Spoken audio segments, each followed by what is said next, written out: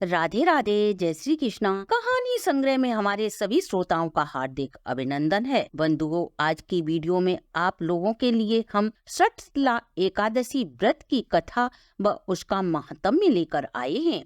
हमारे वेद शास्त्रों में बताए गए व्रत उपवासों में एकादशी व्रत को सर्वोत्तम स्थान दिया गया है, क्योंकि सभी व्रत उपवासों में एकादशी ही एक ऐसी तिथि है जिसे हरिप्रिया कहा गया है, और जो तिथि या वस्तु श्री हरि को प्रिय हो वह सर्वोत्तम तो होगी ही। ऐसी ही वर्ष भर में आने वाली 24 एकादशियों में से एक सर्वोत्तम एकादशी है षटस्थला एकादशी। इस एकादशी में तिल के दान का सर्वोत्तम महत्व क्यों है, यह जाने इससे पहले यदि आप हमारे चैनल पर नए हैं तो सब्सक्राइब करें, वीडियो को शेयर एंड लाइक अवश्य करें। संपूर्ण जानकारी के लिए वीडियो को अंत तक जरूर देखें। बात उस समय की है जब युधिष्ठिर महाराज अनेकों व्रत उपवासों का महात्म्य भगवान कृष्ण के मुखार बिंदु से सुनकर बोले, हे जनार्दन, मैंने आपके मुख से अभी तक अनेकों व्रत तिथियों का महात्म्य सुना।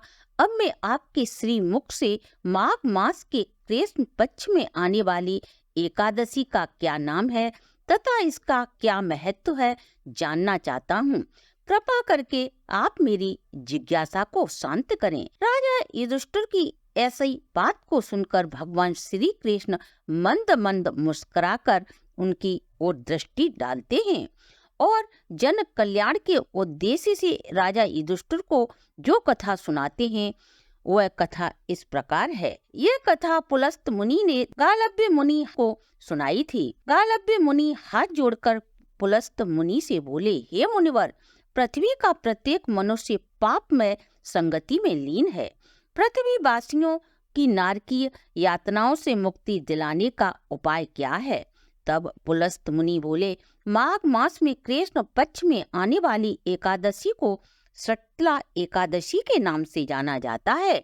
यदि कोई प्राणी अपनी इंद्रियों को संयम में रख इस एकादशी व्रत का पालन करता है और भगवान कृष्ण द्वारा जो कथा देवर्षि नारद को सुनाई थी वह सुनता है तो उसे सभी पापों से मुक्ति मिल जाती है। पुराने समय में एक ब्राह्मणी रहती थी। ब्रह्मचर्य का पालन करते हुए वह सदा भगवान श्री हरि के कीर्तन में लीन रहती थी। सभी व्रत उपवास करती, लेकिन उस ब्राह्मणी ने कभी भी किसी ब्राह्मण या देव के निमित्त दान नहीं किया। अनेकों व्रत उपवास करने के कारण वह पूर्ण रूप से शुद्ध हो गई थी, लेकिन अन्न दान न करने के कारण उसकी तपस्या अधूरी थी।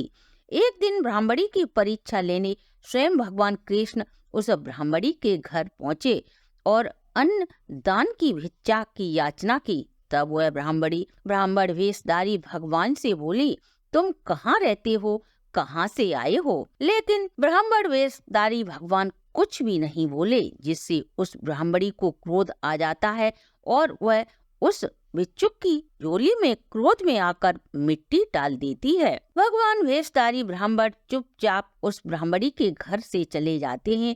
अंत समय आने पर ब्राह्मणी अपने व्रत उपवास तप के पुण्य प्रभाव से भगवान के धाम तो पहुंच जाती है, लेकिन वहां उसे संपत्तिहीन क्रांतिहीन महल ही मिला। उस महल में अन्न की कोई भी व्यवस्था नहीं थी। यह देख भगवान से बोली, हे जगन्नाथ, मैंने सभी व्रत उपवासों का नियम पूर्वक पालन किया है, सदा आपकी भक्ति में लीन रही, फिर भी मुझे अन्नहीन भवन क्यों मिला?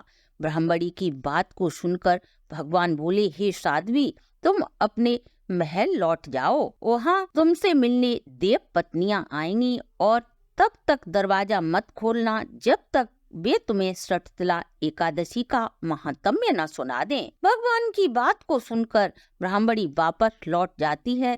कुछ समय बाद देव पत्नियां ब्राह्मणी से मिलने आती हैं और ब्राह्मणी से दरवाजा खोलने को कहती हैं। तब ब्राह्मणी बोली, पहले आप मुझे षटस्थला एकादशी की महिमा सुनाओ, तभी मैं दरवाजा खोलूंगी। जब देव पत्नियों ने उसे षटस्थला एकादशी का महात्म्य सुनाया तब वह ब्राह्मणी दरवाजा खोलती है और विधि पूर्वक षटस्थला एकादशी का व्रत करती है। इस एकादशी के पुण्य प्रभाव से उसका घर धन धान्य से परिपूर्ण हो जाता है। इस प्रकार पुलस्त ऋषि बोले, जो भी व्यक्ति इस षटतिला एकादशी का विधि पूर्वक पालन करता है, उसे सभी प्रकार की दरिद्रता, शारीरिक मानसिक दुर्भाग्य से मुक्ति मिल जाती है।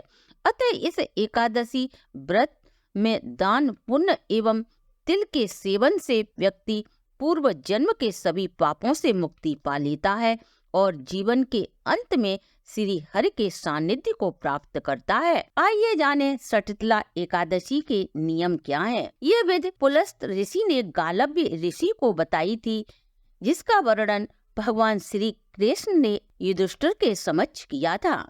षटतिला एकादशी के दिन पूर्ण पुरुषोत्तम भगवान का स्मरण करते हुए भूमि को स्पर्श कर गोबर में तिल और कपास मिलाकर 108 पिंड बनाएं, अर्थात गोल गोल आकार के लड्डू बनाएं। अपराध क्षमा याचना करते हुए भगवान श्री कृष्ण का नाम उच्चारण करते रहें।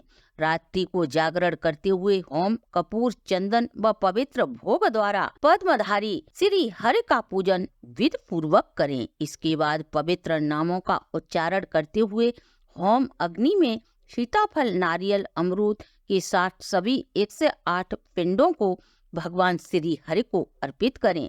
यदि यह सामग्री आपके पास उपलब्ध न हो तो इसकी जगह आप सुपारी से होम कर सकते हैं। इसके पश्चात ब्राह्मणों की पूजा कर उन्हें तिल से भरा पात्र व छाता दान दें।